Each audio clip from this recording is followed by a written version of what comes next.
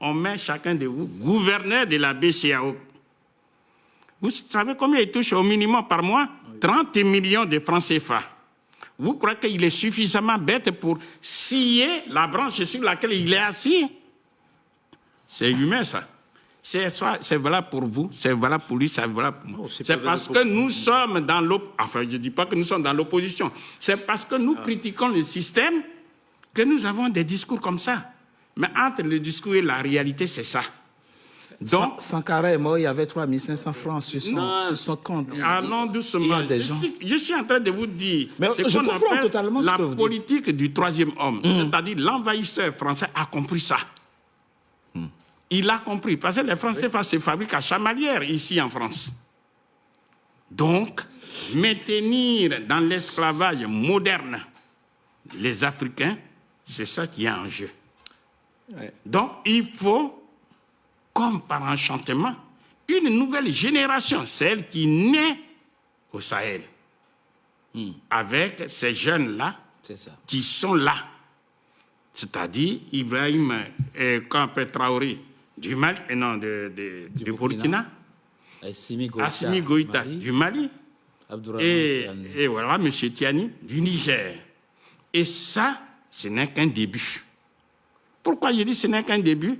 Parce que d'autres jeunes vont prendre le pouvoir. C'est un mouvement qui est irréversible.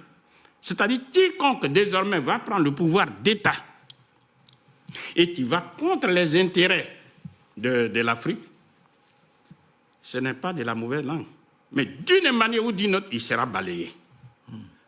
Ce qui me permet de dire, ici et maintenant, il faut que les gens du Sahel, qui soulèvent tout l'espoir de l'Afrique, car on ne rêve que de ça, eh bien, ceux-là, ils ont le devoir de réussir cette monnaie unique. Ils vont appeler pour le moment ça le Sahel.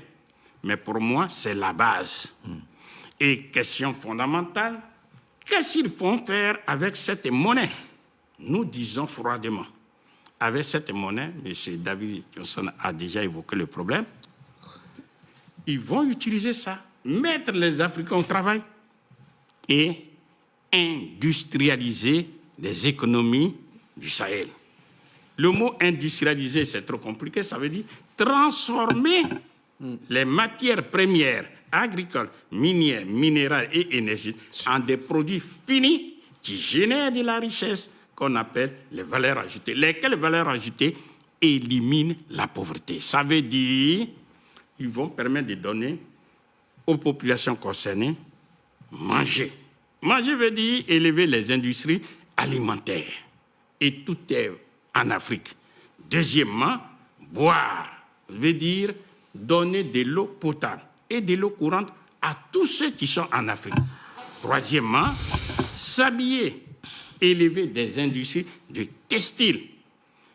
Quatrièmement, se loger, c'est-à-dire produire des millions, de logements décents avec une vision claire. D'ici 20 ans, ou bien 10 ans ou 20 ans, on ne veut plus voir de taudis sur le continent africain. Ensuite, dans la maison, il faut éclairer. Donc, les industries renouvelables, comme par exemple l'énergie solaire, l'énergie géothermique, donc tout ce qui sort du sous-sol, l'énergie éolienne, donc du vent, l'énergie hydraulique et la biomasse.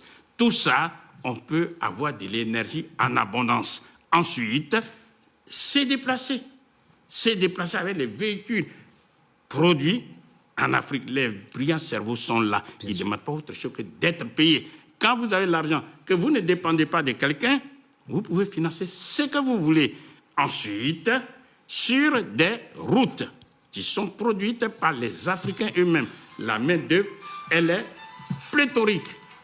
Ensuite, s'éduquer, l'éducation nationale, avec une vision claire. Nous allons sortir des gens qui ne vont pas chômer. Donc, l'enseignement professionnel bien développé, avec des cerveaux, etc. Se soigner, la santé, l'homme est fragile. Donc, élever ce qu'on appelle les centres de soins primaires dans les villages, les dispensaires et les hôpitaux dans les villes et affecter le personnel soignant. Mais la santé, c'est aussi élever ce qu'on appelle la sécurité sociale. Bien sûr. Et enfin, la santé, c'est produire les médicaments en Afrique même. Et avec ça, on peut soigner tout le monde. Ensuite, se défendre, c'est la défense. Et on a commencé, on le voit maintenant, avant c'était une fiction. Le Mali a pu récupérer Kidal, a pu mettre hors d'état de nuire ces terroristes grâce à l'accord de coopération militaire avec la Russie. Que ce soit la Russie